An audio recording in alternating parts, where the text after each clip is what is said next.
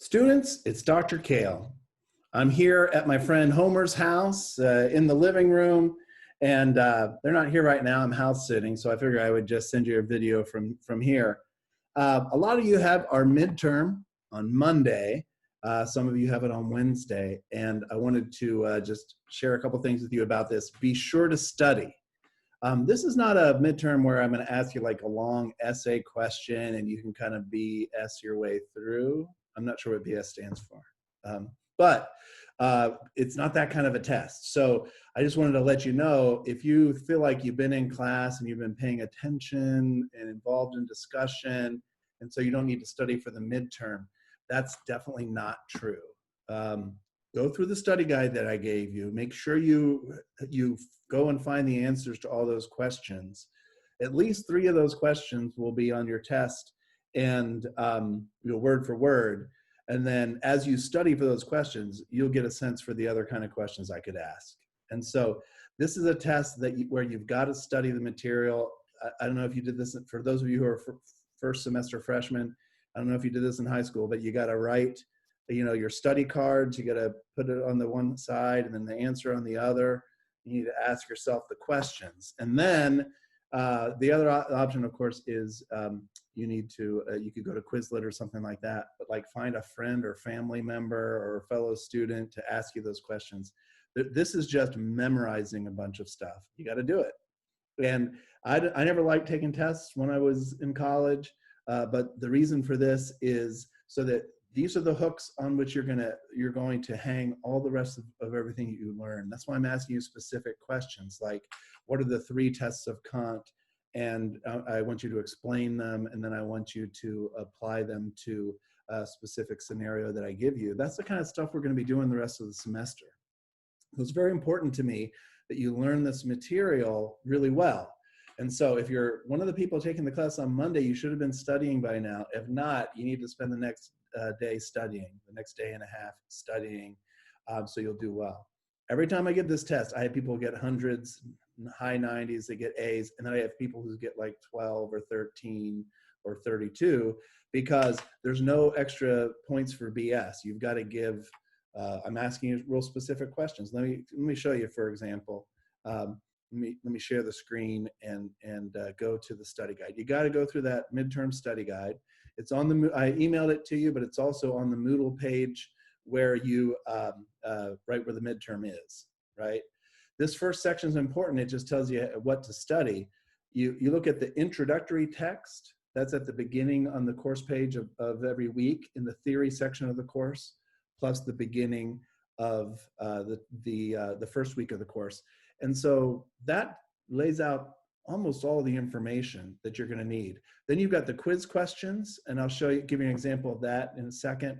And then the PowerPoints. So the PowerPoints I gave in class, those video lectures, they're on the website, and you can go through it, and you will find the answers to these questions right here in the introductory text parts of the course page.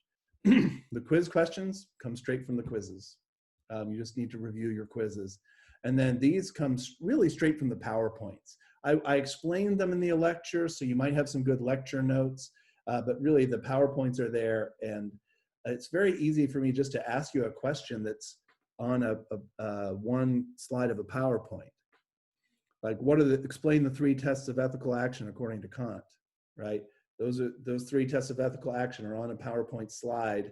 The PowerPoint does have a voiceover, but some people can hear it and some people can't. You will want to refer to your notes if that's something that you don't remember. So all of this stuff is easy to find. So it's just a matter of sitting down, finding what are the foundation of ethics according to Aristotle, Aquinas, Kant, and Mill. For the introductory text for each of those philosophers, I say what the foundation of ethics is. For Aristotle, it's human nature. For Kant, or for Aquinas, it's human nature as grounded in the divine nature. For Kant, it's reason and logical consistency. For Mill, it's pleasure in the absence of pain. So you notice that question, that's just like bulleted. You just kind of bullet those in. If you memorize them, you're done. It's easy. But let's say that you didn't study that, and then you just kind of threw in some stuff about Aristotle, Aquinas, Connor Mill, but you didn't really say what the foundation of ethics is, you get 0 out of 20 points for that question. So I wanted to send you this, this little video, encourage you to study. I'm going to stop sharing my screen. Oh, no, I'm not. There's one other thing I want to show you. Here's sample quiz questions, right? According to Aquinas, is rectitude of the will required for perfect happiness? Why or why not?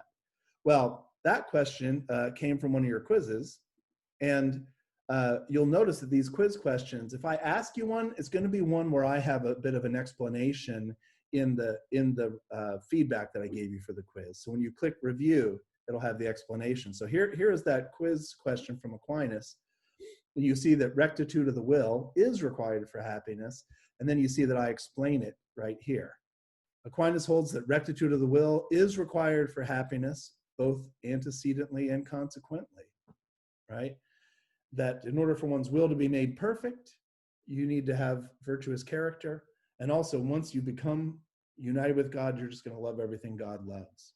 So when I ask you a quiz question, this is a helpful hint. It'll be one of the quiz questions where I've got an explanation, because I'm not just going to ask you a true-false question. I'm going to ask you the why part. So if I ask you this question on the test, it'll be, is rectitude of the will required for happiness according to Aquinas? Why or why not? And so you'll give me the true, you'll tell me whether it is or is not, but then you'll explain. So that's another little tip. So I'm going to stop sharing right there. And let me just say this. Look, Homer, Marge, the family, they're my best friends. They're actually my only friends except for my wife and my son, and they're required by God to be my friends. So I reckon, hanging out with someone like Homer, I realize that we don't always want to study, but you've got to study for this test. And this is not real difficult information. It's just memorizing stuff. It's just putting in the work. You have a lot of other things to do. You're just going to have to put in the work. Memorize this stuff, ace the test, celebrate, and then you've got the information, and we can really apply it for the rest of the term. So that's my little message to you. Send me an email tomorrow if you're studying and you have some questions. I'll try to get back to you quickly, especially for you Monday people. You can send me an email tomorrow. But just start going through the study guide. That's the real key. And anyway, I had fun with the students who came to our study session. I hope that you're doing well. I look forward to our celebration of learning on Monday and Wednesday, and to the rest of the semester. So talk to you later.